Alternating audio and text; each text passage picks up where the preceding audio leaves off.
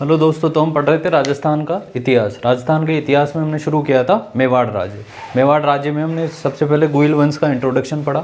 उसके राजा पढ़े बापा रावल। बापा रावल से हमने शुरुआत की। बापा रावल जिसका वास्तविक नाम क्या है, कालभोज। ठीक है, वो अपनी राजधानी बनाता है नागदा को। 734 ईस्वी में चित्रांग मौर्य को हराकर क्या कर लेता है, मान मौर्य को हराकर चित्तौड़ पर अधिकार कर लेता है। ठीक है, नागदा को अपनी राजधानी बनाता है।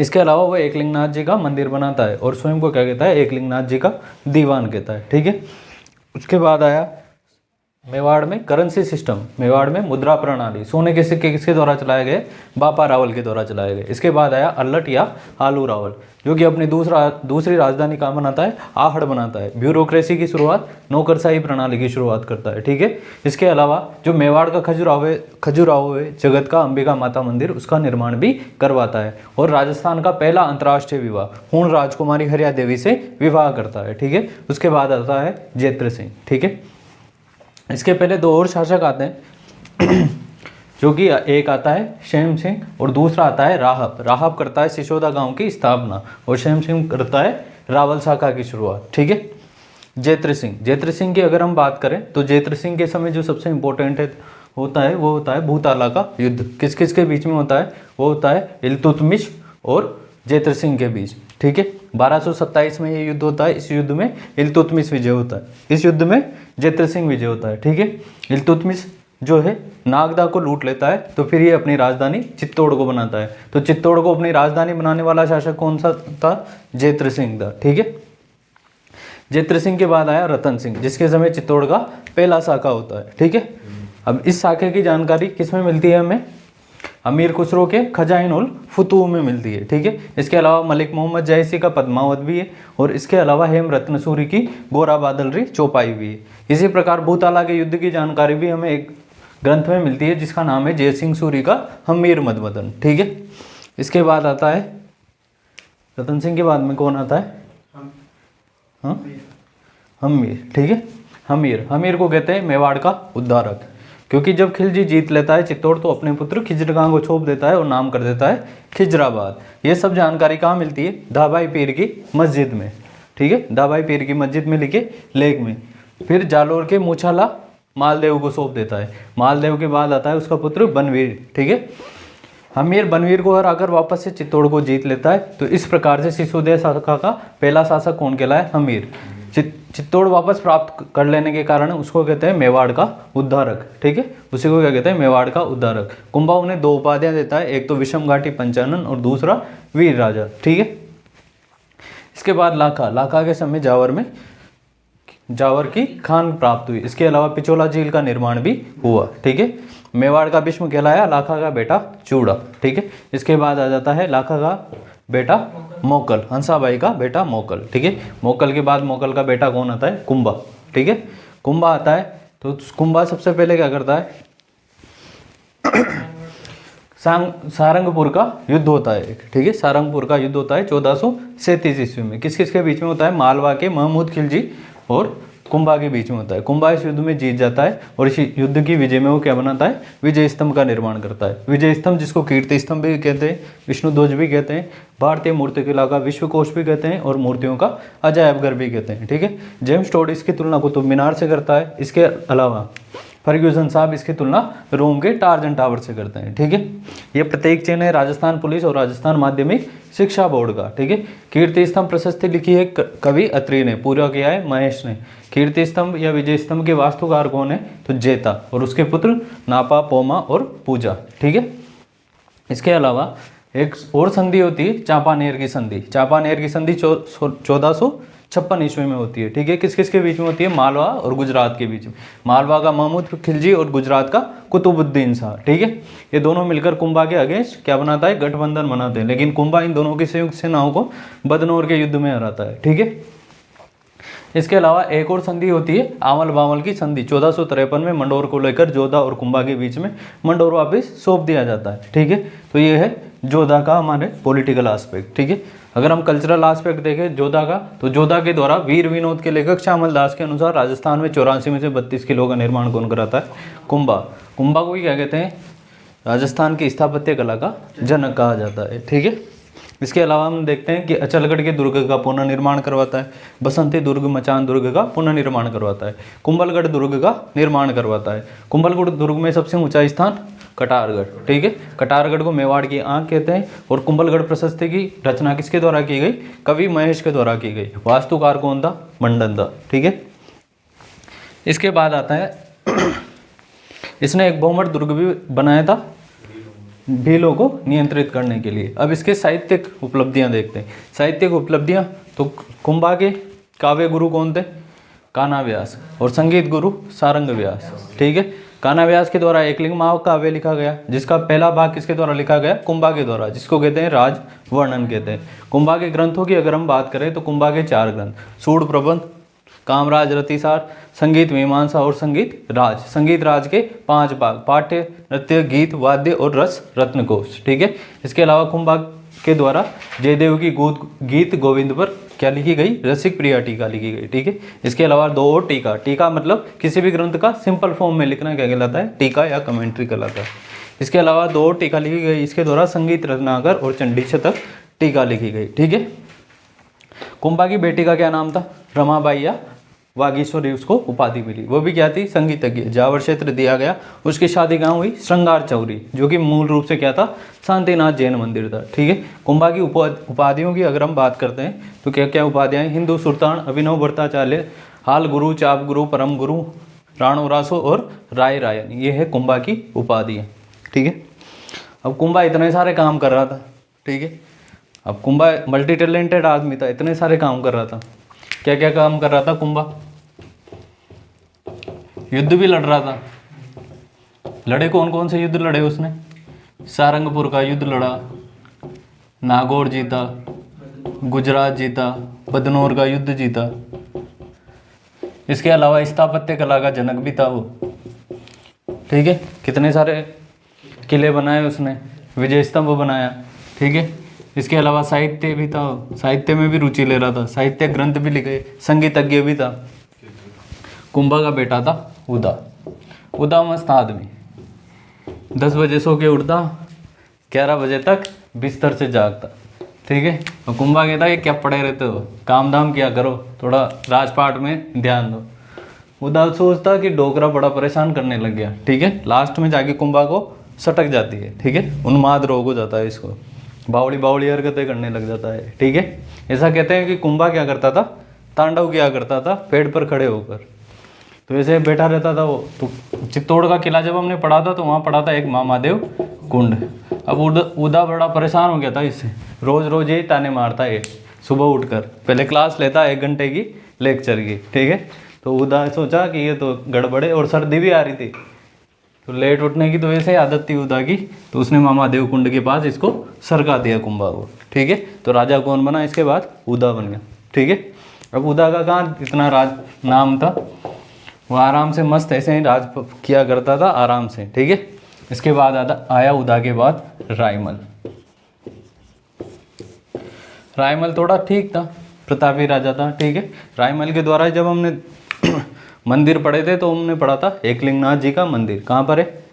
कैलाशपुरी उदयपुर में। किसके द्वारा बनाया गया? बापा रावल के द्वारा। परकोटा किसके द्वारा बनाया गया? मोकल के द्वारा। पुनः निर्माण किसके द्वारा किया गया? रायमल के द्वारा, ठीक है। तो एकलिंग जी के मंदिर का पुनः निर्माण, मंदिर का पुनः निर्माण, बस इतना ही ध्यान रखना है हमें, ज़्यादा ध्यान नहीं रखना। अब इसके बाद रायमल के बाद आते हैं इसके बेटे। एक बेटा था इसका पृथ्वीराज, एक बेटा था इसका जयमल, एक बेटा था सांगा या संग्राम सिंह फर्स्ट। सांगा को क्या कहते हैं? संग्राम सिंह फर्स्ट। और बेटी थी आनंदी बाई, ठीक है। बेटी कौन थी? आनंदी बाई। अब भाइयों में और बहन में बड़ा प्रेम था, ठीक है। वैसे तो और भी सारे थे, बहुत सारे थे, लेकिन काम के अपने यही है, ठीक है। इनमें बड़ा प्रेम था। एक बार कि चलो भविष्य दिखाने चलते हैं, तो एक तांत्रिक के पास, पंडित जी के पास जाते हैं, ठीक है। पंडित जी सबसे पहले देखते हैं आनंदी बाई का हाथ। अब इतने तगड़े तगड़े राजाओं महाराजाओं की क्या थी? बहन थी, ठीक है, और नाम भी आनंद था। लेकिन जैसे पंडित जी ने देखा कि तुम्हारे तो आनंद कतई नहीं है, ठीक है, तुम्हारे तो आनंद कतई नहीं है, तो इसकी शादी हुई थी सिरोही में। सिरोही का राजा था एक जगमाल। जगमाल, सिरोही की राजा किससे हुई थी? जगमाल से इसकी शादी हुई थी। शादी के बाद वही इसको मारा पिटा करता था और बिल्कुल भी आनंद नहीं है। पंडित जी की बात अभी तक हम यहाँ प्रेजेंट में ही है, आनंदी बाई तो साइड हो गई। इसके बाद आया जयमल कि भाई तेरी भी क्या है, थोड़े बहुत टाइम के बाद तेरी भी क्या हो जाएगी, मृत्यु हो जाएगी, ज़्यादा लंबी उम्र नहीं है। पृथ्वीराज की भी क्या भाई, तेरी भी जहर से मृत्यु हो गई, ठीक है। जैसे सांगा कहा देगा, इसने कहा कि राजयोग तो इधर ही है, राजयोग तो क्या है, इधर ही है, ठीक है। अब सांगा थोड़ा चौड़ा हो गया कि अपने तो राजयोग है। वो बड़ा भाई कौन था? पृथ्वीराज, बड़ा भाई। अब ये इसके सामने ऐसे इशारे कर रहा है इसका कि राजयोग, भाई के तो क्या है, राजयोग। पृथ्वीराज ने अपनी तलवार निकाली और ठोक दिया सांगा को, तो सांगा की एक आंख चली गई, ठीक है। और राजगद्दी पर कौन बैठा? पृथ्वीराज बैठा, और ये भाग गया, ठीक है। सांगा क्या गिर दिया, भाग गया, भाग के चल गया ये अजमेर। अजमेर में एक आदमी है करमचंद पवार, वो इसको शरण देता है। करमचंद पवार नाम याद रखना है, ठीक है, करमचंद पवार नाम ध्यान रखना है। अब ये पृथ्वीराज जो है बड़ा बेटा था, पराक्रमी शासक भी था, ठीक है, पृथ्वीराज। इसको ही क्या कहते हैं हम? उड़ना राजकुमार। पहले भी आया है उड़ना राजकुमार, ठीक है। उड़ना राजकुमार क्यों कहते हैं? उड़ना राजकुमार इसलिए कहते हैं क्योंकि ये बहुत तेज गति का धावक था। उस समय का क्या था? उसेन बोल्ट था, ठीक है, उस समय का उसेन बोल्ट था। अब इस बारे में दो अलग अलग मत है कि इसका घोड़ा बहुत तेज दौड़ता था, लेकिन क्या है, इस कारण से इसको क्या कहते हैं? उड़ना राजकुमार कहते हैं, ठीक है। इसकी रानी थी एक बार तारा। इसकी रानी कौन थी? तारा, ठीक है। ये इससे रूट के चली जाती है अजमेर, ठीक है। ये इससे ढंग से बातचीत नहीं करा करता था और भी बाद में इसकी डेथ हो जाती है, ठीक है। बाद में इसको बहुत चुभती है और अजमेर के किले का नाम क्या कर देता है? ये तारागढ़, ठीक है। अजमेर के किले का नाम क्या कर देता है? ये तारागढ़ कर देता है, ठीक है। इसके अलावा उड़ना राजकुमार की 12 खंभों की छतरी, पहले पढ़ी हमने। उड़ना राजकुमार की 12 खंभों की छतरी कहाँ बनी हुई है? कुंभलगढ़ के किले में 12 खंभों की छतरी, कुंभलगढ़ के किले में। जो ये जयमल है, ये क्या है? सोलंकियों के खिलाफ लड़ता हुआ मारा जाता है। सोलंकियों के विरुद्ध लड़ते हुए मारा जाता है, ठीक है। तो पंडित जी की बात सच हो रही है। जयमल कम उम्र में मर गया, आनंदी बाई को सुख नहीं आ रहा, तो आनंदी बाई पहले तो करती है सांगा को बुलाती है। सांगा कह रहा कि भाई मैं ही परेशान हूँ। फिर आनंदी बाई बुलाती है पृथ्वीराज को। पृथ्वीराज जाते हैं यहाँ। जगमाल पहले तो क्या करता है? बढ़िया अवभगत करता है और यहीं पर क्या दे देता है? विष दे देता है, ठीक है। इसलिए इनकी भी मृत्यु, पंडित जी की सारी बातें सच होगी। अब सांगा के सामने कोई नहीं है, तो सांगा क्या बनेगा? राजा, ठीक है। सांगा क्या बनेगा? राजा। देखो इतना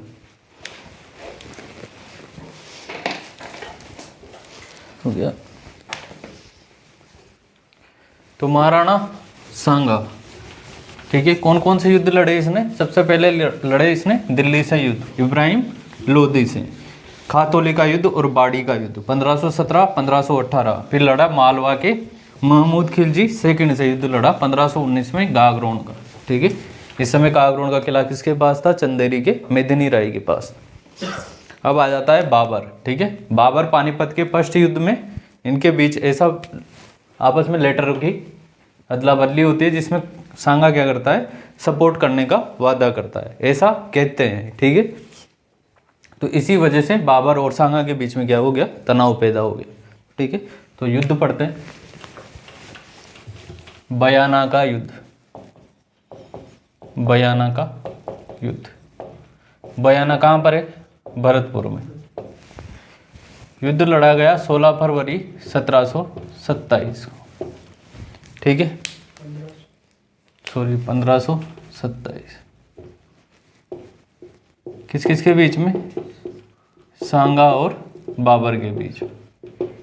इस युद्ध में कौन जीतता है? सांगा जीतता है। ठीक है, इस युद्ध में कौन जीतता है? सांगा। इसके बाद सांगा क्या आ जाता है? और कॉन्फिडेंस में आ जाता है। ठीक है, और बाबर क्या ले लेता है? अब इसके बाद में बाबर को जैसे ही डिफीट होती है, बाबर क्या आ जाता है? मोटिवेट हो जाता है, खुद भी मोटिवेट होता है और अपने साथियों को भी क्या करता है? अपने सैनिकों को भी क्या करता है? मोटिवेट। इधर सांगा जी मस्त कि अपने आगे तो कोई नहीं, अपन ने इतने सारे युद्ध जीत ले, अपन से कोई जीत ही नहीं सकता, तो और कॉन्फिडेंस में चले जाते हैं सांगा जी। ठीक है, इसके बाद होता है खानवा का युद्ध।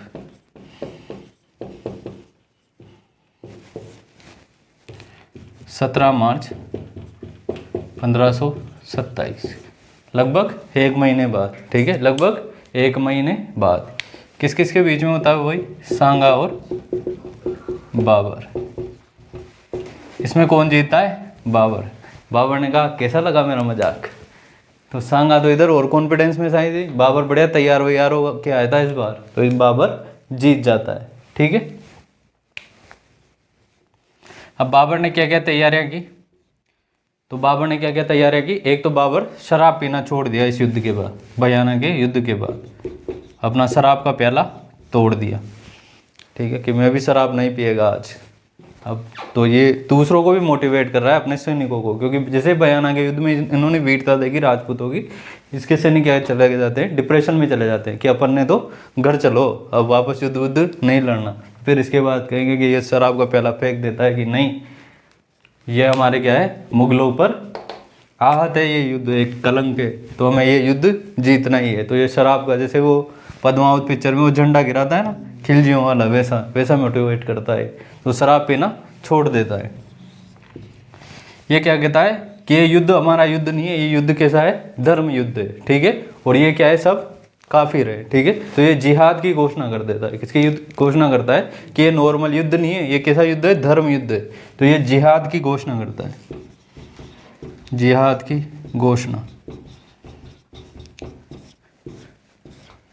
ठीक है, 2 काम हो गया, धर्म की गोली भी दे ली और शराब भी छुड़वा दी। ठीक है, तीसरा काम, अब इकोनॉमिक फ़ायदा भी देगा। इकोनॉमिक फ़ायदा क्या है? कि ये मुस्लिम व्यापारियों से क्या लिया करता था? एक तमगा टैक्स। ठीक है, तमगा कर लिया करता था, तो वो तमगा कर भी ये क्या कर देता है? माफ़ कर देता है। पूछेगा वो सीधा कि खानवा के युद्ध के समय बाबर ने कौन सा कर माफ़ कर दिया था? तमगा कर, तमगा कर माफ़। ठीक है, इससे सारे इसमें इसके सपोर्ट में आ गए, बाबर के सपोर्ट। ठीक है, तो ये है बाबर की तैयारियां। अब सांगा की तैयारियां भी देखते हैं। सांगा की तैयारियां, सांगा की क्या तैयारियां हैं? इसके सरदारों ने तो बोला था इसको, सांगा को, कि निपटा दो इसको बाबर को, भाई हार तो गया ही था ये, कि अरे नहीं जाने दो, फिर आएगा सामने देखेंगे फेस टू फेस। तो सांगा की तैयारियां देखते हैं। तो एक प्रथा होती है पाती पहनना, क्या कहते हैं उसको? पाती पहनना कहते हैं। उसमें क्या किया इसने? सारे के सारे जितने भी राजपूत सरदार थे उन सबको बुलाया कि हमें विदेशी शक्ति के खिलाफ क्या करना है? मुकाबला। इसलिए सब एकजुट होते हैं। तो ये इसके बाद कभी भी एकजुट नहीं हुए राजपूत। ठीक है, खानवा के युद्ध के बाद कभी भी राजपूत राजा आपस में एकजुट नहीं होते। एक बार फिर होते हैं मराठों के खिलाफ, लेकिन वो सक्सेस नहीं हो पाते उस समय। ठीक है, पाती पैरवन प्रथा का क्या नाम है? पाती पैरवन। राजपूत राजाओं को संगठित किया।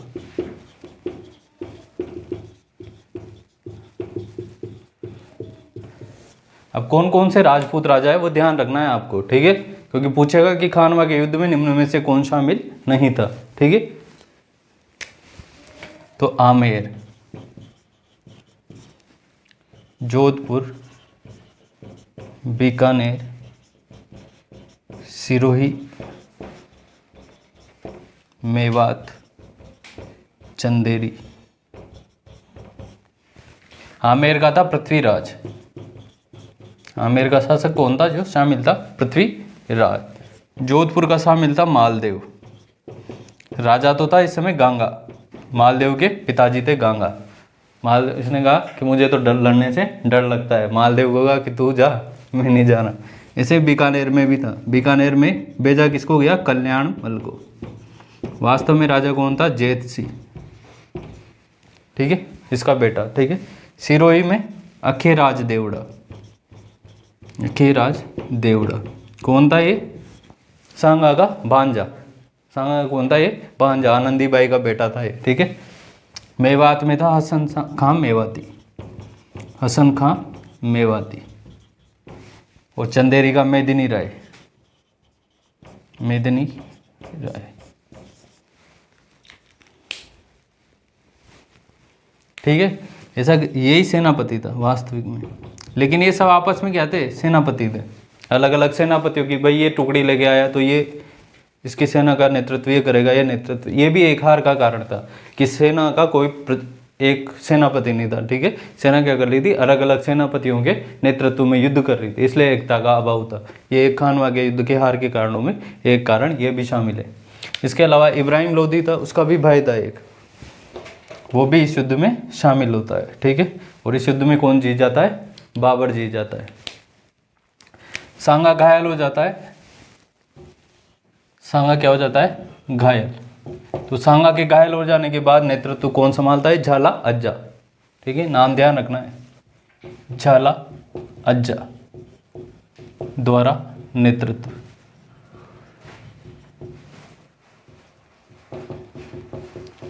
ठीक है, सांगा के घायल हो जाने के बाद नेतृत्व कौन संभालता है, झाला अज्जा। सांगा घायल हो गया, इसको कहाँ लाया जाता है, इसको जगह एक जगह पड़ती है दौसा में, बसवा, वहाँ पे लाया जाता है।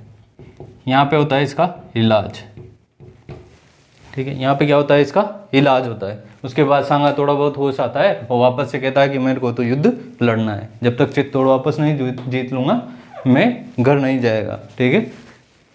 तो उसके बाद इसके सरदार कहते हैं कि डोगरा क्या हो गया, बावड़ा हो गया ये, ठीक है। तो इसको क्या दे देते हैं, जहर दे देते हैं, ठीक है। सांगा को क्या दे देते हैं, जहर। इरिच एक जगह पड़ती है एमपी में, यहाँ इसको क्या दे देते हैं, जहर, ठीक है। कालपी नामक एक जगह पड़ती है, कालपी, यहाँ इसकी क्या हो जाती है, मृत्यु हो जाती है, ठीक है। कालपी ध्यान रखना है, कालपी में मृत्यु। बसवा दौसा में क्या होता है, इलाज। इरिच में इसको जहर दिया जाता है, कालपे में इसकी मृत्यु हो जाती है, ठीक है। मृत्यु हो जाने के बाद उड़ता पड़ता आता है ये, और कहाँ पर इसको दफनाया जाता है, मांडलगढ़। तो मांडलगढ़ में क्या बनी हुई है, छतरी।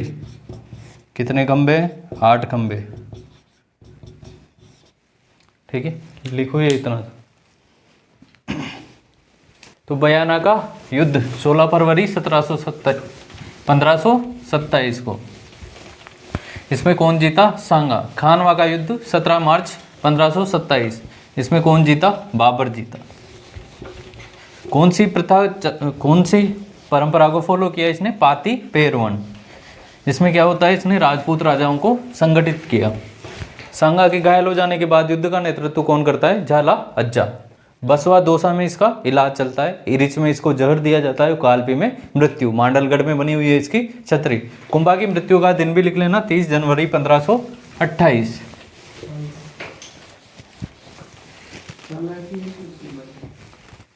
सॉरी, सांगा की 30 जनवरी 1528, 30 जनवरी 1528 ये कुंभा की मृत्यु का दिन है। सांगा, कुंभा ही कुंभा याद आ रहा है।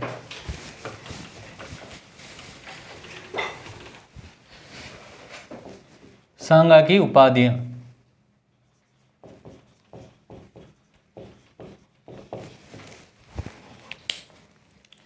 उपाधियों से भी सीधा प्रश्न बन जाता है, ठीक है। हिंदूपति या हिंदूपत, दूसरा कहते हैं इसको सैनिकों का भग्नावशेष, सैनिकों का भग्नावशेष, भग्नावशेष। भग्नावशेष के मतलब है टूटा फूटा, घायल सैनिक कह सकते। और ये किसने कहा, जेम्स टोड ने, ठीक है। कौन कौन सी उपाधियां हैं इसकी, हिंदूपत, और दूसरा सैनिकों का भग्नावशेष। सैनिकों का भग्नावशेष किसने कहा, जेम्स टोड ने, ठीक है। अब ये भी देख लो कि खानवा के युद्ध, खानवा युद्ध हार के कारण,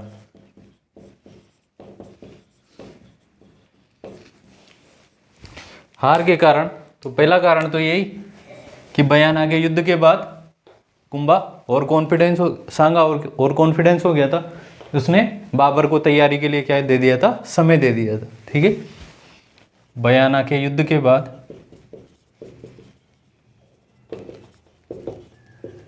बाबर को समय देना। दूसरा था सांगा की सेना में एकता का अभाव, अलग अलग सेनापति के नेतृत्व में सेना क्या कर रही थी, युद्ध कर रही थी, अलग अलग सेनापति, एकता अभाव। ठीक है, तीसरा जो राजपूत लोग थे ये क्या कर रहे थे, भारी हथियारों का यूज कर रहे थे, तलवारें, भाला, ये क्या थे, भारी हथियारों का यूज कर रहे थे, जबकि जो मुगल थे ये क्या कर रहे थे, हल्के हथियारों का प्रयोग कर रहे थे। अब हल्के हथियारों को चलाना आसान है, ठीक है, और जबकि भारी हथियारों को चलाना मुश्किल, तो हल्के हथियार, मुगलों के हल्के हथियार।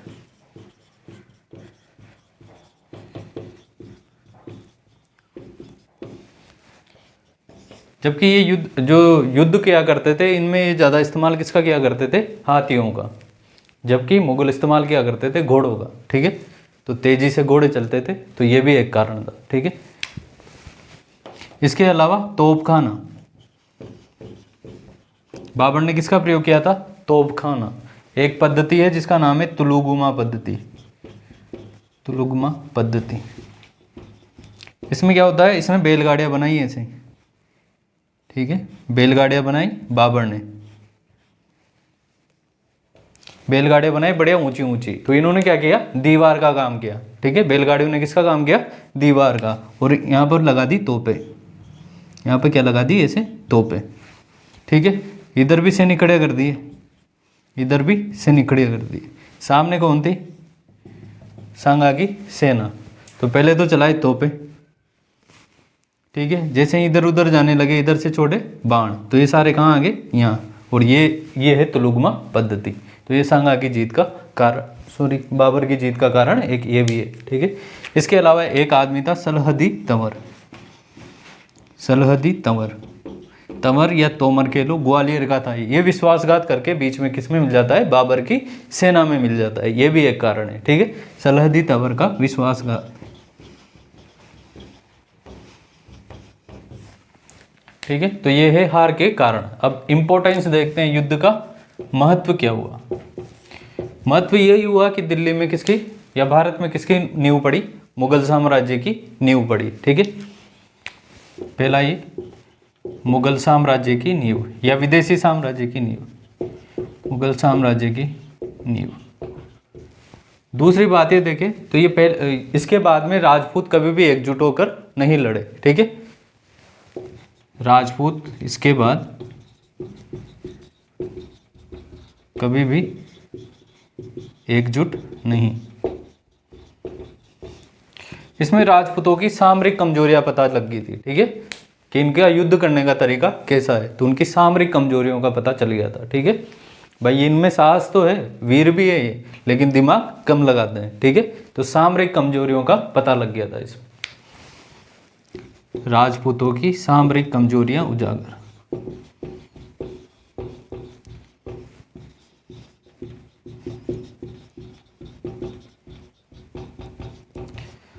सांगा जो था वो अंतिम हिंदू राजा था।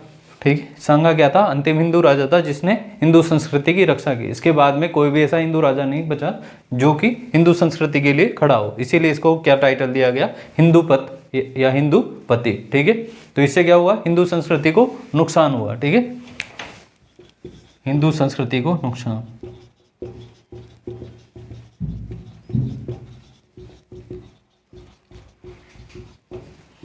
अब जोर आ गए थे इसमें, मुगलों को क्या आ गए थे, जोर आ गए थे। भाई बयाना के युद्ध में तो हरा ही दिया था, खानवा में भी जोर आ गया था। ठीक है, तो इसका इम्पैक्ट क्या हुआ, इससे क्या सीख मिली, इससे जो है मुगलों की राजपूतों के प्रति भविष्य की नीति निर्धारित होगी। ठीक है, तो युद्ध के स्थान पर अब किसका प्रयोग किया गया, मित्रता का प्रयोग किया गया, जैसा कि अकबर करता है। ठीक है, अकबर क्या करता है, युद्ध नहीं करता, अकबर कैसा प्रयोग करता है, डिप्लोमेसी का यूज करता है।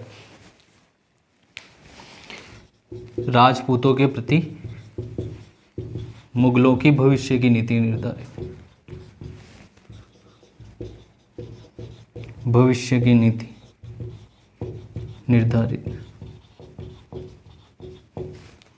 युद्ध के स्थान पर किसका प्रयोग किया गया? मित्रता का। ठीक है, तो लिख लो, लिख लिया। सांगा की उपाधियां, यहां से भी प्रश्न बनता है। हिंदू पथ और सैनिकों का भग्नावशेष। सैनिकों का भग्नावशेष किसने कहा? जेम्स टोड ने। सांगा का इलाज कहाँ हुआ? बसवा दोसा में। हिरिच में जहर दिया गया और मृत्यु कहाँ हुई? कालपी में। छतरी कहाँ बनी हुई है? मांडलगढ़ भीलवाड़ा में।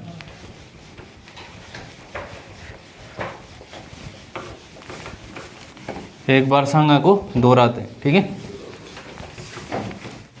सबसे पहले युद्धों की जो क्वेश्चन बनेगा वो कैसे बनेगा? युद्धों को असेंडिंग या डिसेंडिंग ऑर्डर में जमाएगा, या संधियों को, ठीक है। ऐतिहासिक घटनाओं को आरोही या अवरोही क्रम में जमाएगा, ठीक है। तो सबसे पहले युद्ध होता है खातौली का, और दूसरे बार होता है बाड़ी धौलपुर का, 1517 1518। किसके अगेंस्ट होता है? इब्राहिम लोदी के अगेंस्ट होता है, ठीक है। उसके बाद गागरोन का युद्ध, मालवा का महमूद, ठीक है, महमूद खिलजी सेकेंड। तो ये होता है, कब होता है? 1519 में, ठीक है। इसके बाद बयाना का युद्ध होता है, जो कि होता है 1527 में, फरवरी 1527 में। इसके बाद होता है खानवा का युद्ध, जो कि मार्च 1527 में होता है, ठीक है। तो ये हाँ 16 फरवरी 1527 और बाद में 17 मार्च 1527, ठीक है।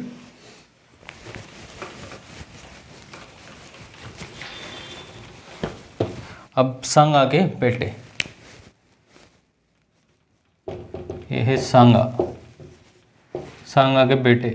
सांगा के एक बेटा है भोजराज, एक बेटा है विक्रमादित्य, और एक बेटा है उदय सिंह,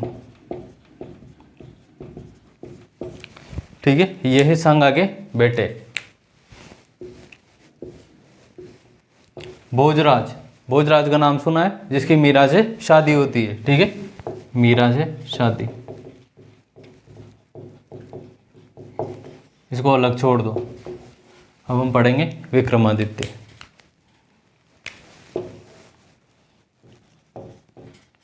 विक्रमादित्य 1531 से 1536 तक। इनकी माता का नाम था कर्मावती, हाडी रानी कर्मावती, कर्मावती। हाडी कहाँ के होते हैं? हाड़ा बूंदी के, तो बूंदी की थी ये, ठीक है। कहाँ की थी? बूंदी की थी। अब वही चित्तौड़ की दुश्मनी किन किन से रहेगी? गुजरात से और मालवा से। तो इस समय मालवा का एक शासक था बहादुर शाह, वो अटैक करता है 1533 में, ठीक है। तो उस समय समझौता हो जाता है और रणथंभौर का किला दे दिया जाता है। वापस से आता है बहादुर शाह अगले साल 1534 में। तो इन्होंने कहा ऐसा थोड़ी होगा, बार बार कहाँ तक देते रहेंगे, अब तो युद्ध करना ही पड़ेगा। तो अब होता है चित्तौड़ का दूसरा साका। पहला साका कौन सा है? पद्मिनी वाला, रतन सिंह वाला, ठीक है। और ये है चित्तौड़ का दूसरा साका। तो इस साके के समय जो ये थे विक्रमादित्य और उदय सिंह, इनको कहाँ भेज दिया जाता है? इनके ननियाल बूंदी में, ठीक है। कहाँ भेज दिया जाता है? बूंदी में भेज दिया जाता है। तो साखा में दो चीज़ें होती है, एक तो केसरिया और दूसरा जौहर होता है, ठीक है। तो केसरिया करने वाला सांगा तो है ही नहीं, तो साखा जो केसरिया होता है वो होता है देवलिया का सामंत बाघ सिंह के नेतृत्व में, ठीक है। और जौहर तो खुद कर्मावती करती है, ठीक है। इसके बाद में जब ये सारे कार्यक्रम हो जाता है, इसके बाद में आते हैं वापस से विक्रमादित्य को राजा बनाने की सोचते हैं, ठीक है। वापस से विक्रमादित्य को राजगद्दी पे बिठाते हैं। तो फिर आता है बनवीर। कौन आता है? बनवीर। बनवीर क्या है? दासी पुत्र। किसका दासी पुत्र है? पृथ्वीराज, उड़ना राजकुमार जो हमने पढ़ा था उसका दासी पुत्र है। वो कहता है कि भाई सारा काम तो मैं देख रहा हूँ, ये तो कहाँ चल गए? नाना जी के यहाँ, और मैंने संभाली है यहाँ पर सारा, ये तो मैं राजा बनूंगा। वो सरदारों ने मना कर दिया कि नहीं, दासी पुत्र हो तो मैं नहीं राजा बनाएंगे, ठीक है। तो वो विक्रमादित्य को मार देता है, ठीक है। उदय सिंह को भी मारने का प्लान करता है, लेकिन पन्नाधाई अपने बेटे चंदन का बलिदान करके इसको कहाँ ले जाती है? कुंभलगढ़। कुंभलगढ़ का किलेदार होता है उस समय आशा देवपुरा, ठीक है। तो वो इनको शरण देता है। इतनी बात लिखते हैं।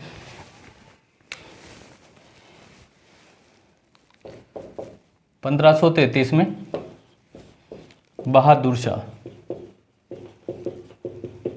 बहादुर शाह कहाँ का है? गुजरात का, ये करता है आक्रमण। तो रणथंबोर का किला दिया जाता है, रणथंबोर का किला देकर समझौता।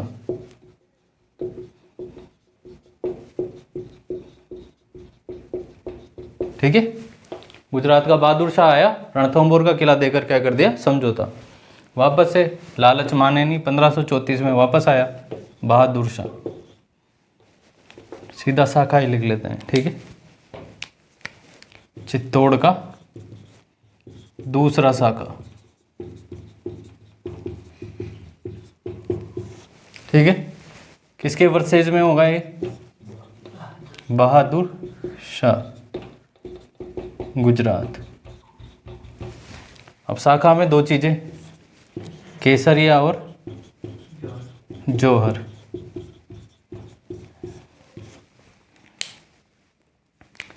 केसरिया बाघ सिंह के नेतृत्व में। कहाँ का है ये, देवलिया प्रतापगढ़ का। ठीक है, बाघ सिंह नाम है। ठीक है, और जौहर करती है कर्मावती। इस युद्ध से पहले 1533 में ये आक्रमण करता है। 1534 में जब पता लगता है कि भाई वापस से बहादुर शाह आ रहा है, तो ये मदद के लिए जो कर्मावती है ये हुमायूं के पास राखी भेजती है। किसके पास, हुमायूं के पास। लेकिन उसको टाइमली मिल नहीं पाती, फिर बाद में मिलती है। ठीक है, तो तब तक क्या हो जाता है, शाखा लिख लेना यहाँ पर, कर्मावती हुमायूं को राखी भेजती है।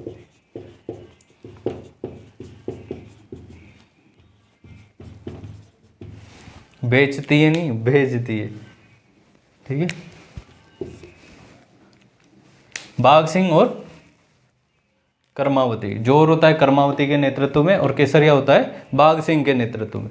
इसके बाद बनवीर। ठीक है, बनवीर क्या है, उड़ना राजकुमार का दासी पुत्र।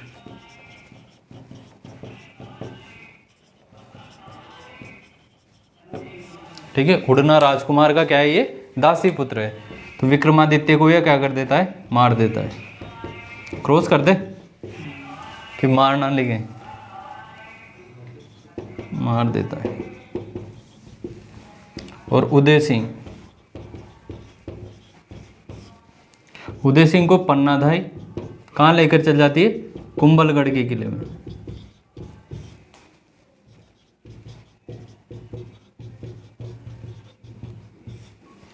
यहाँ पर कुंभलगढ़ का मदद करता है आशा देवपुरा। नाम ध्यान रखना है, आशा देवपुरा।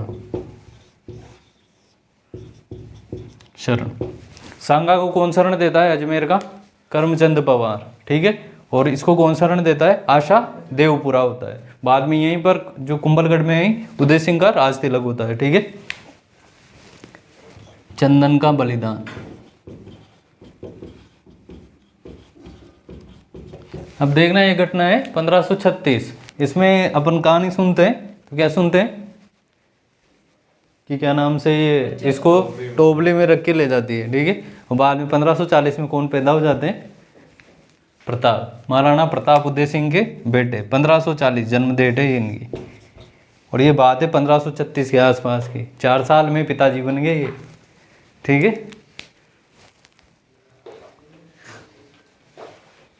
तो ये सब लिखो।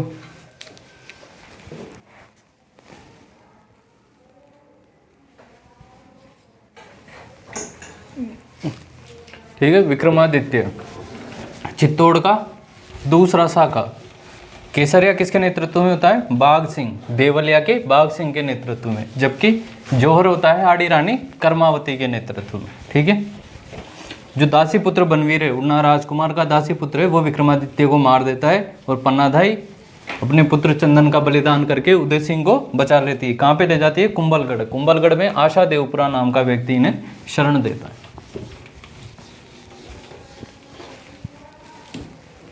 उदय सिंह 1537 से 72 तक।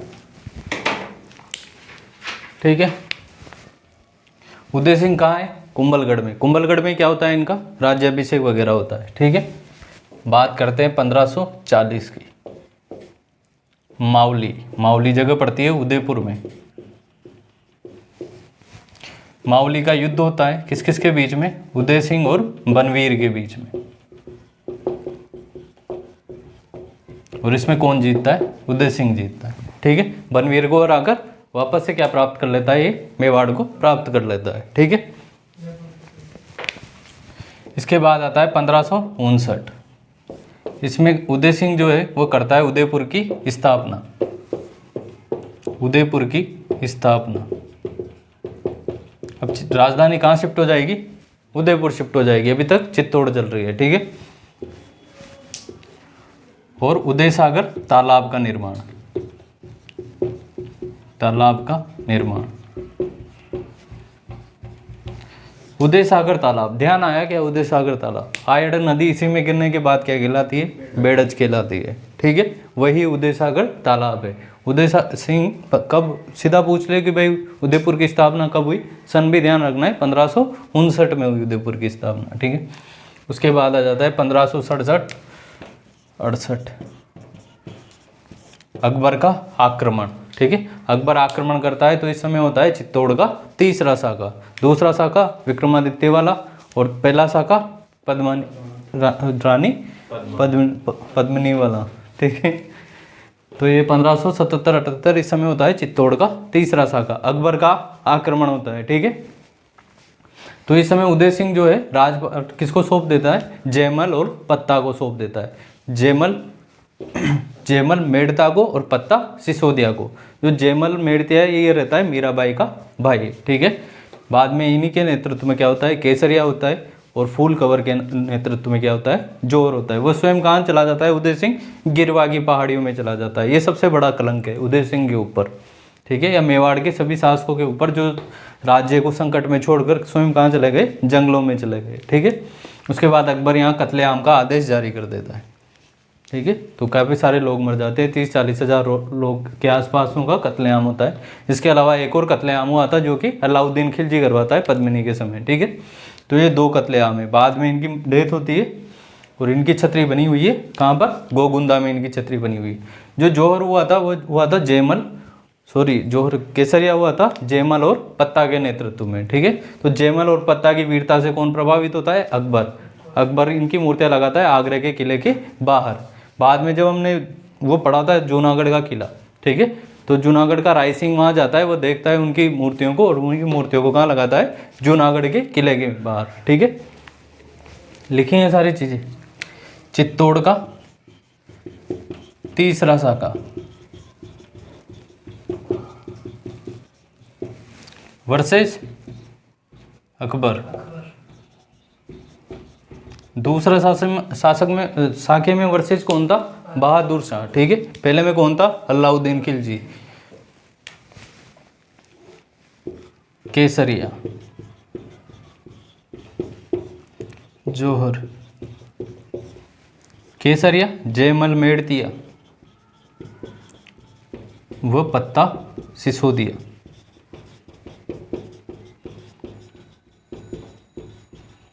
ये मीरा का भाई रहता है जयमल मेड़तिया। ठीक है, और जौहर होता है फूल कवर के नेतृत्व में। ठीक है, अब अकबर की एक बंदूक रहती है जिसका नाम है संग्राम। वैसी ही बंदूक जैसे कि तिरंगा पिक्चर में राजकुमार के पास रहती है। ठीक है, तो ये दूर से गोली चलाता है, राजकुमार की तरह लग जाती है जयमल को। ठीक है, जयमल क्या हो जाता है, घायल हो जाता है। तो घायल हो जाता है, उसके बाद भी ये युद्ध लड़ता है। एक आदमी रहता है कल्ला राठौड़। ठीक है, तो उसके कंधे पर बैठ के ये क्या लड़ता है, युद्ध लड़ता है। इसीलिए कल्ला राठौड़ को क्या कहते हैं, 4 हाथ वाला देवता कहते हैं। ठीक है, अकबर की संग्राम नामक बंदूक से जयमल घायल।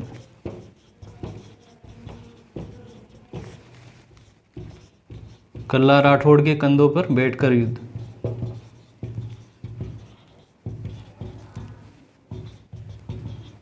तो कल्ला राठौड़ को क्या कहते हैं, 4 हाथ वाला देवता।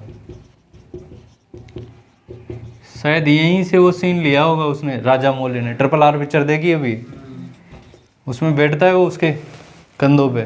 ठीक है, वैसा ही इमेजिन किया होगा राजा मौली ने। ठीक है, तो कल्ला राठौड़ के कंधे पर बैठकर क्या करता है, युद्ध करता है। कल्ला राठौड़ को क्या कहते हैं, 4 हाथ वाला देवता कहते हैं। ठीक है, इसमें एक और इसमें 1-2 चीज़ें और लिख दो। ये तो काम का है नहीं कि अकबर इसके बाद कत्लेआम आदेश जारी करता है, 30,000 लोगों की मौत हो जाती है। ठीक है, क्या काम है का है कि अकबर जयमल व पत्ता की ताकि गजारूढ़ मूर्तियां कहाँ लगाता है, आगरा के किले में। फिर बाद में ये जयमल और पत्ता की मूर्तियां कहाँ पे भी लगाई जाती है, जूनागढ़ के किले में भी लगाई जाती है।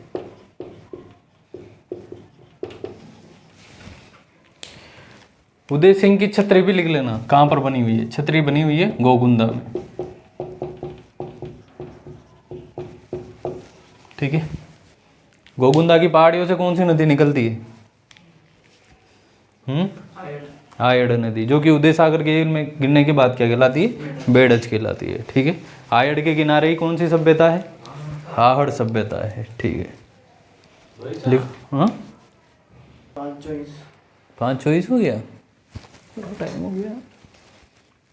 ठीक है, उदय सिंह 1559 में उदयपुर बनाता है और उदय सागर तालाब का निर्माण करवाता है। चित्तौड़ का तीसरा साका 1567-68 अकबर आक्रमण करता है, तो इस समय चित्तौड़ का तीसरा साका होता है। जौहर होता है फूल कंवर के नेतृत्व में, और केसरिया होता है जयमल मेड़तिया और पत्ता सिसोदिया के नेतृत्व में। कल्ला राठौड़ 4 हाथ वाला देवता। जयमल और पत्ता की वीरता से प्रभावित होकर आगरा के किले में मूर्ति लगवाता है अकबर। बाद में जूनागढ़ के किले में भी लगाई जाती है जयमल और पत्ता की मूर्तियाँ। अब पढ़ेंगे महाराणा प्रताप।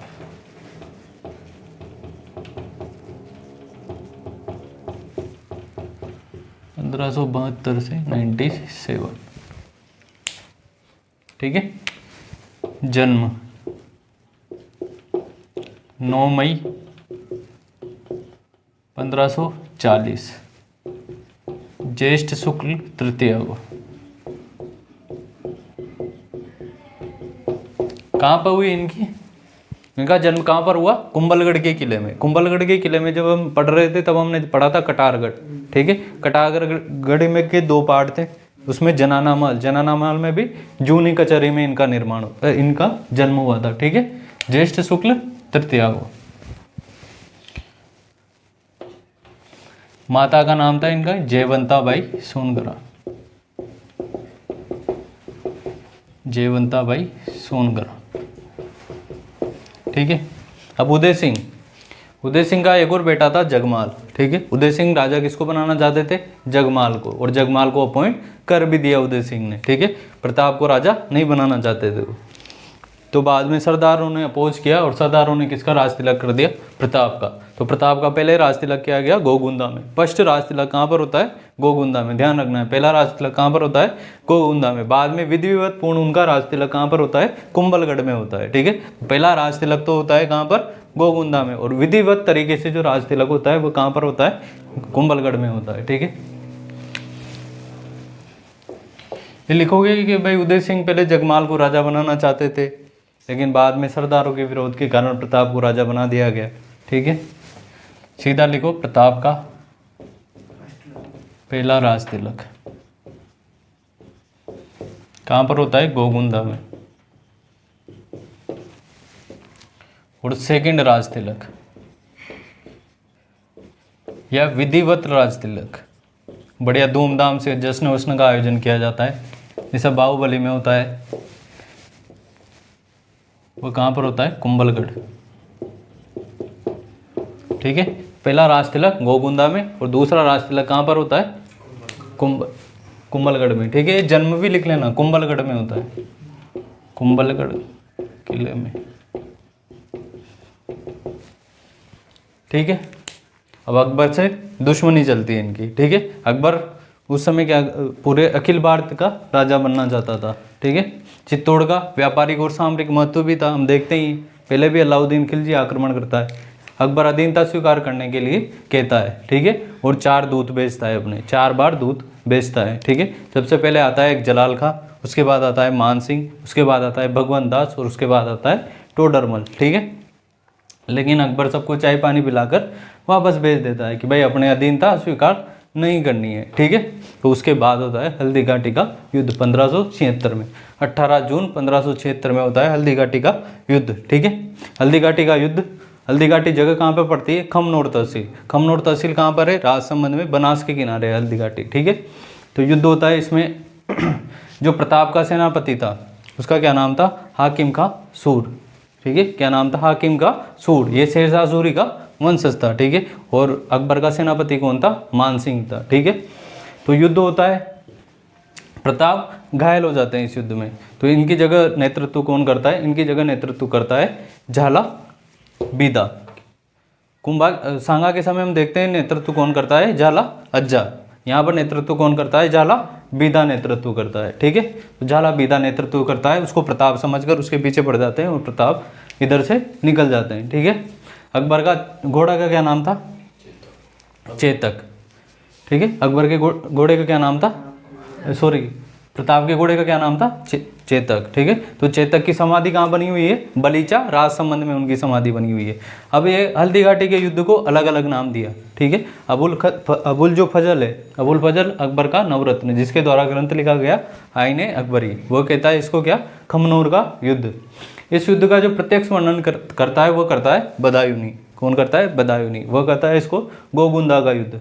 और जो जेम्स टोड घोड़े वाला बाबा है वो कहता है इसको क्या कहता है? मेवाड़ की थर्मोपोली, ठीक है। थर्मोपोली इतिहास में बहुत महत्वपूर्ण युद्ध हुआ है, थर्मोपोली, ठीक है। वो हम देखते हैं हम। तो अकबर का शिष्टमंडल, किस लिए आए ये शिष्टमंडल? प्रताप को समझाने के लिए।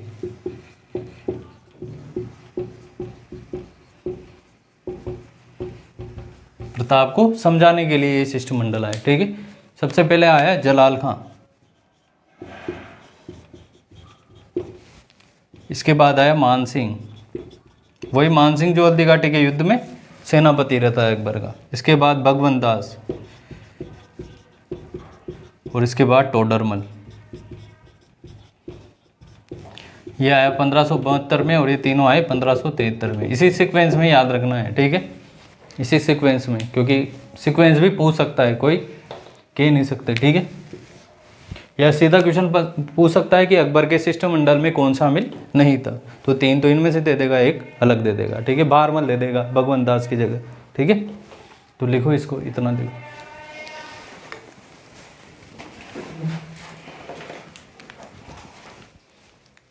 तुम्हारा नाम प्रताप का पहला राज तिलक कहाँ पर हुआ? गोगुंदा में। और विधिवत राज तिलक कहाँ पर हुआ? कुंभलगढ़ में। जन्म कहाँ पर हुआ? कुंभलगढ़ में, ठीक है। अकबर के द्वारा जो दूत भेजे गए उनमें कौन कौन सा क्रम था? सबसे पहले आया जलाल खां, उसके बाद मान सिंह, उसके बाद भगवंत दास और उसके बाद कौन आया? टोडरमल।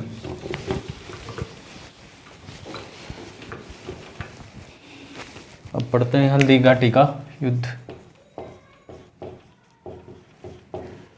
हल्दी घाटी का युद्ध, तारीख 18 जून 1576, ठीक है। हल्दी घाटी जगह कहाँ पर पड़ती है? खमनोर में, खमनोर तहसील। और ये कहाँ पर है? राजसमंद में।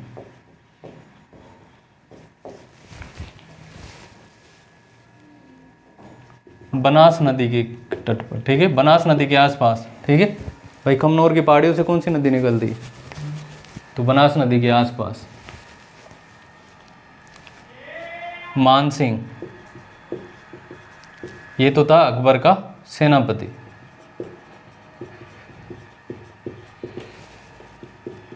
वर्सेस प्रताप।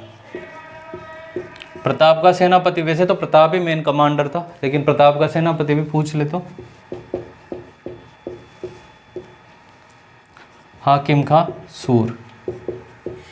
शेरशाह सूरी का वंशज था ये हाकिम खां सूर, ठीक है। बाद में मर जाता है ये हाकिम खां सूर इस युद्ध में, ठीक है, हाकिम खां सूर। इसके अलावा सांगा के समय कौन था?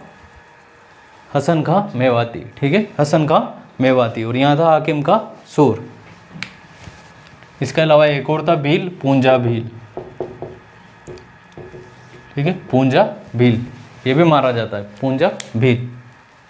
सेनापति तो नहीं था, वैसे तो प्रताप ही था मेन, पर बाकी सेनापति पूछ ले तो हाकिम का सूर, और बाकी ऑप्शन में पूंजा भील आ जाए तो पूंजा भील भी कर देना। ठीक, मान सिंह। अब इस युद्ध में पहले प्रताप की सेना हावी थी।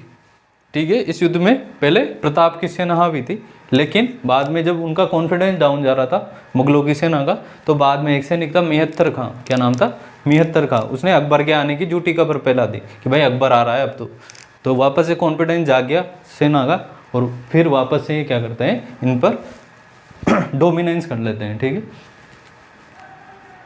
प्रताप के घोड़े और उनका नाम भी लिख लेते हैं। घोड़े का नाम तो याद हो गया सी, चेतक। हाथी का नाम लिख लो, राम प्रसाद व लूना।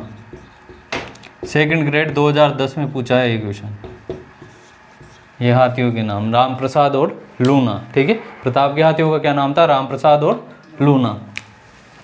और मानसिंह के हाथी का क्या नाम था, मस्ताना। ठीक है, बाद जो प्रताप भाला फेंकता है तो मानसिंह के जो मस्ताना हाथी पर बैठा हुआ रहता है, तो इसके जो हाथी चलाता है उसको क्या कहते हैं, महावत। ठीक है, तो वो मर जाता है, और जो भाला है वो किस पे घुस जाता है, हाथी के ऊपर लगा होता है ना वो उसमें लग जाता है, और मानसिंह क्या हो जाता है, बच जाता है। ठीक है, मानसिंह क्या हो जाता है, बच जाता है, जबकि प्रताप सोचता है भाई मानसिंह तो मर गया है। ठीक है, वो बाद में जब वो तलवार से इसकी हाथी के, इसके घोड़े के, प्रताप के जो घोड़ा रहता है चेतक, इसका पैर में लग जाती है। ठीक है, तो घोड़ा घायल हो जाता है, तो प्रताप फिर यहाँ से युद्ध भूमि से बाहर निकल जाते हैं, और युद्ध का नेतृत्व कौन संभालता है, झाला बीदा संभालता है। ठीक है, मिहत्तर खां, याद रखना है ये, है ना, मिहत्तर खां अकबर के आने की झूठी खबर फैलाता है।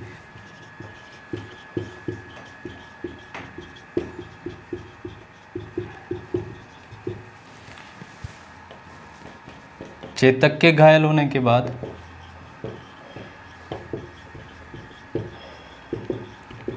प्रताप युद्ध भूमि से बाहर,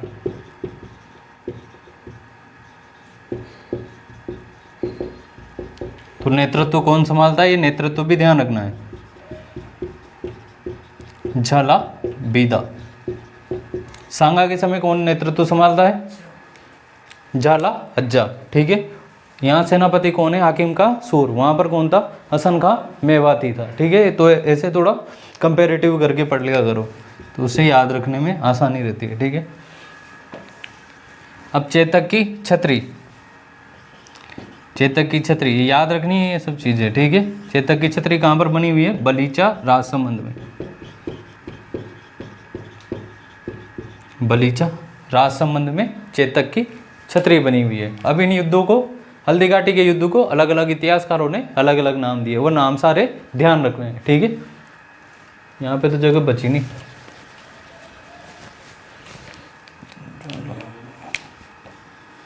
इसको लिख लो, ऐसा करो।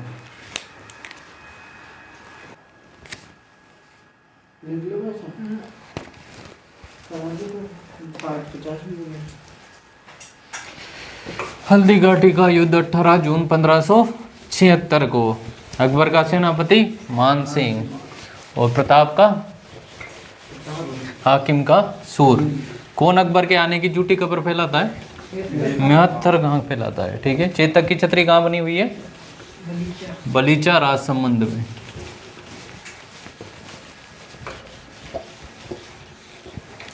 अब हल्दीघाटी का जो युद्ध है उसके नाम,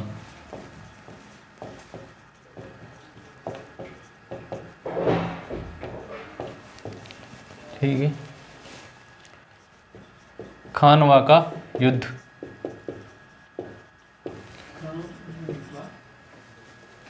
खमनोर का युद्ध,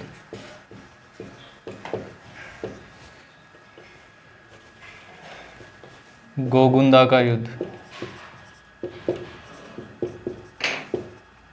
मेवाड़ की थर्मोपोली।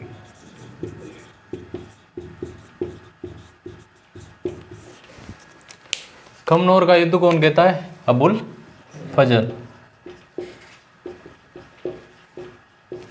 गोगुंदा का युद्ध बदायूनी।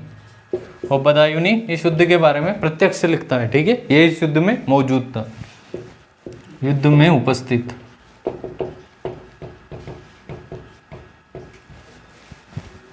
ऐसे भी कहता है कि मैं राजपूत के खून से अपनी दाढ़ी को रंगूंगा, बदायूनी, ठीक है। मेवाड़ की थर्मोपोली, ये कौन कहता है? James Tod. थर्मोपोली जानते हो क्या है? फिल्म देखी है 300, वही है ये। किस किस के बीच में? पारस और यूनान के बीच में। यूनान की तरफ से कौन था? स्पार्टा राजा लियोनाइडस, और इधर जर्क्सिस, क्या नाम था उसका? जर्क्सिस। इधर 300 थे और इधर बहुत बड़ी फौज थी, ठीक है। बाद में विश्वासघात के कारण ये हार जाते हैं, पर बाकी टफ फाइट देते हैं। ऐसा ही कुछ इधर हुआ था। अकबर की सेना बहुत बड़ी थी और इनकी संख्या कम थी, इसी कारण इसको क्या नाम दिया? इसने मेवाड़ की थर्मोपोली नाम दिया, ठीक है। लिखो इसे।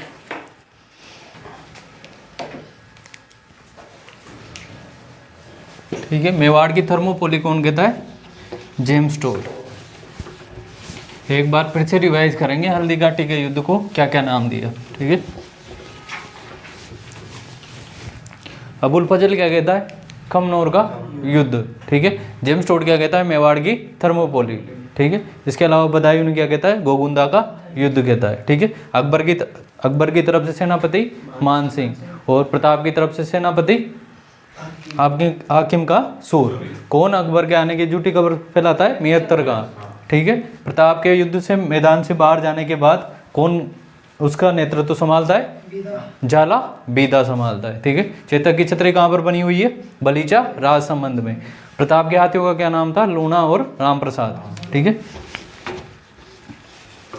अब हल्दी घाटी के युद्ध के बाद प्रताप की आर्थिक स्थिति बहुत डाउन हो गई थी, ठीक है।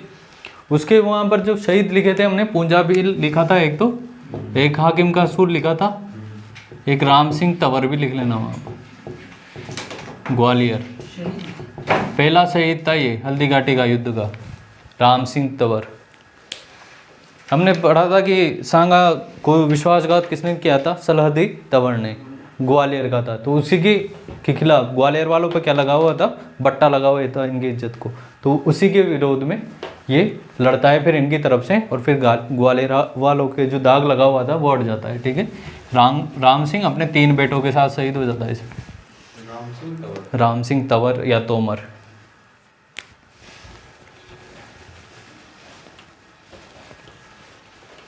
कुंभलगढ़ का युद्ध, सॉरी, हल्दी घाटी के युद्ध के बाद क्या होती है? प्रताप की आर्थिक स्थिति कमजोर हो जाती है। तो पाली के 2 व्यक्ति रहते हैं, एक तो भामाशाह और दूसरा उसका भाई ताराचंद। वो अपनी सारी संपत्ति किसको दे देते हैं? प्रताप को, ठीक है। चूलिया पाली में एक जगह पड़ती है, वहां पर चूलिया पाली, पाली में भामाशाह व ताराचंद प्रताप को अपनी सारी संपत्ति दे देते हैं।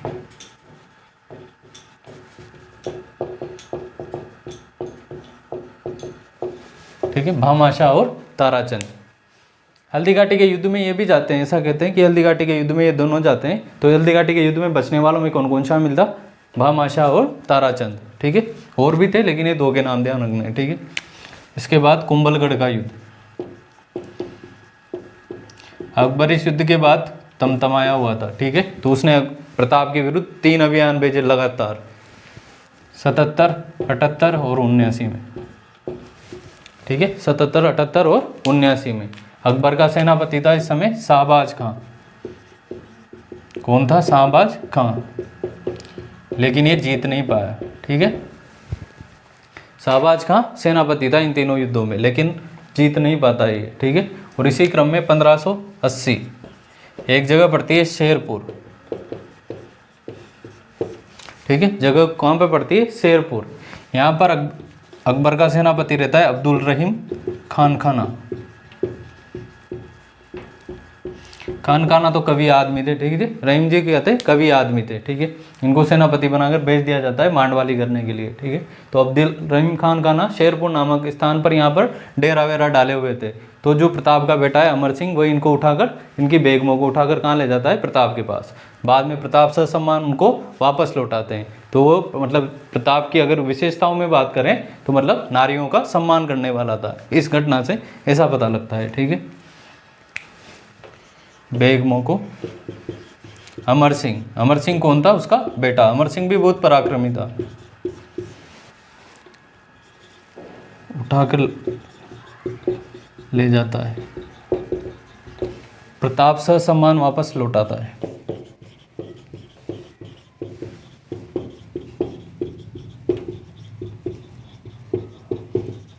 ठीक है। प्रताप वापस ससम्मान लौटाता है। तो कुंभलगढ़ 3 अभियान भेजे 77, 78, 19 में कंटिन्यूस। सेनापति कौन था, शाहबाज खां, ठीक है। बाद में जब इससे कुछ भी नहीं हुआ तो फिर किसको भेजा, अब्दुल रहीम खानकाना साहब को। भाई खानकाना साहब कवि आदमी है, ये समझाएंगे, लेकिन ऐसा कुछ हुआ नहीं, ठीक है। इसके बाद आता है दिवेर का युद्ध 1582, ठीक है। किस किस के बीच में हुआ ये, प्रताप और सुल्तान खां। सुल्तान खां कौन था, अकबर का सेनापति था। इसमें कौन जीतता है, प्रताप जीतता है, ठीक है। इस युद्ध में कौन जीतता है, प्रताप जीतता है। जेम्स टोड इस युद्ध को क्या कहता है, मेवाड़ का मैराथन, मेवाड़ का मैराथन कहता है, ठीक है। क्या कहता है, मेवाड़ का मैराथन कहता है। लिखो ये, इतना लिखो।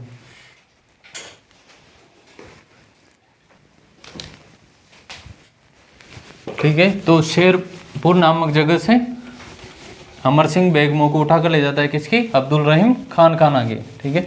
दिवेर का युद्ध, दिवेर का युद्ध के समय अकबर का सेनापति कौन था, सुल्तान खां। इस युद्ध को जेम्स टोड क्या कहता है, मेवाड़ का मैराथन कहता है।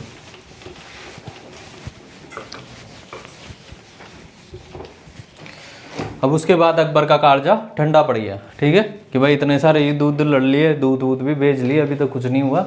लास्ट में फाइनल लास्ट दूत भेजता है 1585 में जगन्नाथ कछवाहा को, कछवाहा को भेजता है। उसके बाद अकबर भी तंग आ जाता है कि बस अब दाब गया मैं, अब मेरे से नहीं हो रहा, ठीक है। तो 1585 के बाद प्रताप को खुला छोड़ देते हैं, ठीक है। तो 1585 के बाद प्रताप को खुला छोड़ दिया। तो प्रताप अब इसके बाद अब अपना स्टेबिलिटी खोजेगा। तो प्रताप इसके बाद बनाता है चावंड को राजधानी, चावंड को राजधानी बनाता है। अब राजधानी बना ली तो मंदिर भी बनाएगा, तो यहीं बनाता है चामुंडा माता का मंदिर,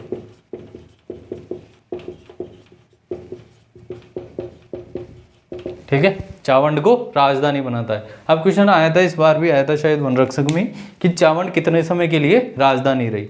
तो कितने समय के लिए रहेगी, 97 में मर जाएगा ये, ठीक है। तो कितने समय के लिए रहेगी राजधानी, 12 साल के लिए, ठीक है। तो चामुंडा माता का मंदिर बनाता है, ठीक है। अब शांति काल आ गया, शांति आएगी तभी तो आपके कला वलाओं में दिलचस्पी पैदा होगी। अब आप युद्ध ही लड़ रहे हो तो कैसे कला में दिलचस्पी पैदा होगी।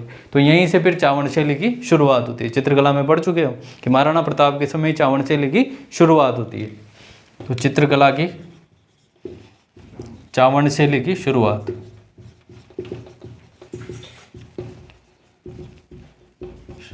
यहीं से क्या हुआ, जो मेवाड़ शैली है उसका स्वतंत्र रूप से आरंभ स्टार्ट हुआ चावंड से, ठीक है।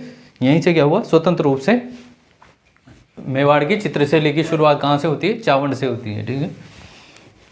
इसके बाद प्रताप की मृत्यु कुंभा की कब हुई थी, 30 जनवरी को। इनकी होती है 19 जनवरी को, 19 जनवरी 1597 में। पूछे आपसे कोई कि प्रताप का राज कितने समय का रहा, तो जोड़ के बता दोगे, 72 से 97 में, ठीक है। छतरी कहाँ पर बनी हुई है इनकी, बारडोली उदयपुर में, 8 खंभों की है ये भी। सांगा की कहाँ बनी हुई थी? मांडलगढ़ में। और उदय सिंह की कहाँ बनी हुई है? गोगुंदा में। ठीक है। छतरी कहाँ बनी हुई है? बारडोली उदयपुर में बनी हुई है। अब देखो जो प्रताप है वो लगभग पूरे मेवाड़ को जीत लेता है, केवल 2 चीज़ों को नहीं जीत पाता। एक तो चित्तौड़ को और दूसरा मांडलगढ़ को। इन दोनों को छोड़कर पूरे मेवाड़ को जीत लेता है। ठीक है। तो यही क्वेश्चन आएगा कि मेवाड़ जो प्रताप है वो किन 2 किलों को नहीं जीत पाता या कौन कौन सी जगह को नहीं जीत पाता। तो कौन कौन सी जगह है वो? चित्तौड़ और मांडलगढ़ को छोड़कर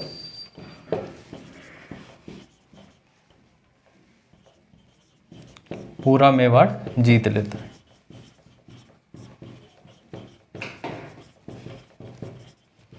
ठीक है। तो ये हो गया हमारा महाराणा प्रताप। बाकी का लेक्चर कल कंटिन्यू करेंगे। धन्यवाद।